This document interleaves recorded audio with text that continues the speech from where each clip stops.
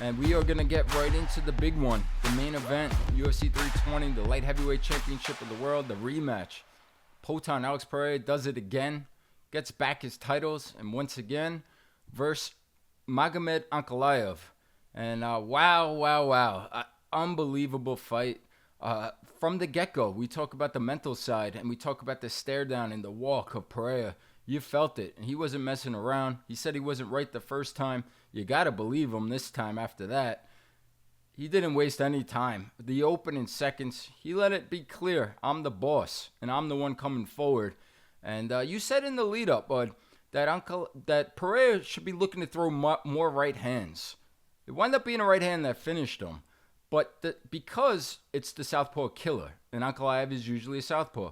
Well, in this fight, when the right hand landed, Ankalaev was in the orthodox position.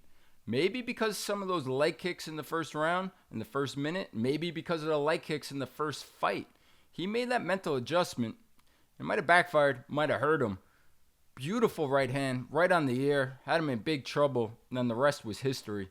Let's get right into it. What'd you think of this impressive performance by Poatan?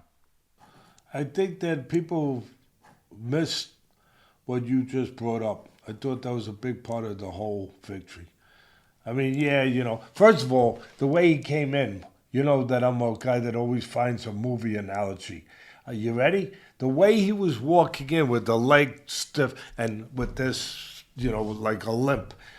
I know what you're going to say. No country for old men. That maniac killer that was not going to be denied no matter what. Even though his leg, he had a compound fracture, he had a car accident, and a bone came out of his leg, and I can't help it. I'm getting up. I can't help it. I'm sorry. I'm getting up. When I saw that, I was like, oh, man, this guy might have a problem tonight. There might be a problem. Houston might have a problem. There may be a problem, Houston. Yeah, he was locked in, but I think people did miss that a big part of the fast victory, and it was fast, and of course unexpected, was that the strategy that won the fight for him the first time, fighting in his natural stance, he being Ankalaev, in his natural stance of southpaw, he threw it out the window immediately. Now, last time he got his leg hurt pretty bad, but he survived it. First 2 rounds, that leg was getting chewed up from leg kicks. We know Pereira, forget about his punching ability, his leg kicking is second to none. To the lower part of the extremities and then, of course, to the head. He's a professional world champion kickboxer. I mean, of course he's good there. That is one of his great strengths. And he's tall, he's wiry, and I always say, those tall guys, they get leverage in their punches. He's huge. That's another thing. Tell me you don't notice that. He is huge. This is a guy who moved up in weight. I mean, when I look at him, I'm like, what? He's just huge. And imagine how big he looks when he comes walking out with that limp. Oh, he must look like gargantuan. So he throws out he changes his whole strategy. What won the first fight, he becomes an orthodox fighter in the first round because of a couple leg kicks. Now, like I said, I get it. I'm not minimizing a couple leg kicks that you get hit with your leg. I get it. But he tolerated 2 rounds, and then he made an adjustment, and he, controlled range better. He got out of range. He got off of that lane that was, allowing Pereira to catch him consistently with the leg kicks. But this one, bang, right away. And I think it was the memory. You made a good point, bud. I think it was the memory of the first fight. That he was like, oh, okay, and maybe in camp, maybe they talked about it. But okay, I'm not gonna give my lead right leg. I'm gonna switch it to the lead left leg. I'm gonna go orthodox. But he did it right away. He gave up an important. It turned out to me, and again, nobody really talked about this. That was the turning point of the fight and the ending point of the fight. Because after that, what do I always say? First of all, I did say in a preview last week, even though I thought Ankalaev with constant, deliberate aggression without making mistakes could win the fight, but it was a dangerous fight. I said he can't make a mistake. And what does he do? He switches to orthodox, and what do I always yell about? I mean, I jump in the ring when fighters do it, when I got them in camp. It gets me crazy that trainers still let guys do this. You can't lead with a left hook from the orthodox position, obviously. You can't lead with a left hook in front of a guy. Because if you do, you leave a door open for a straight right hand because straight beats round. Now, look, I know Pereira. I know there's always wise guys out there. Someone's going to say, oh, Teddy, that right hand of Pereira's wasn't exactly straight. You're right. It had a little turn to it.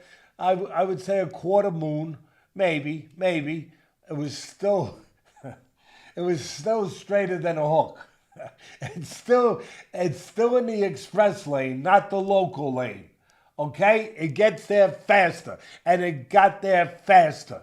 And it did. And he's lead with the left hook in front. He gets it with the right hand. And I had said last week, I said, look for right hands. Because the left hook just wasn't there for him. Look for right hands this time. And sure enough, but he was given the opportunity by two things. By him Ankalaev going into the orthodox position and throwing a left hook, leading with a left hook in front of his man, who happens to be a hell of a puncher with a right hand, as well as a left hook. So, to me, listen, Pereira, give him credit. Give him credit. He got the job done. He got the job done the way a guy like him wants to get it done. He's like mad that, he lost. I mean, he was at such a high, he still is, but he was at such a high place where, people were like, this guy can't get beat. This guy is the boogeyman. I ain't the boogeyman. He's the guy they send to kill the boogeyman.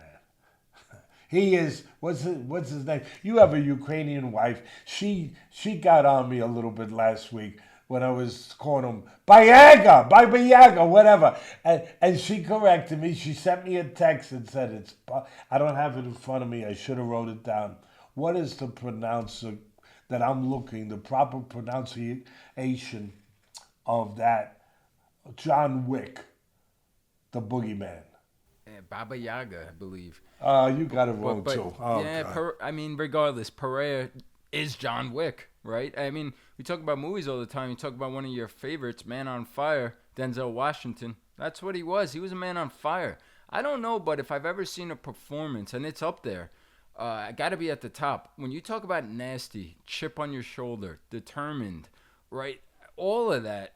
You could just feel it, and it was incredible. It also reminded me a little bit when he said he wasn't right for the first one of Lennox Lewis versus Seam Rockman, where Lennox was not right in the first one and got his revenge in the knockout in the second one. Not as quick as this one, but there were some similarities there. 90 seconds, same length of time it took Tyson to knock out Michael Spinks. 90 seconds.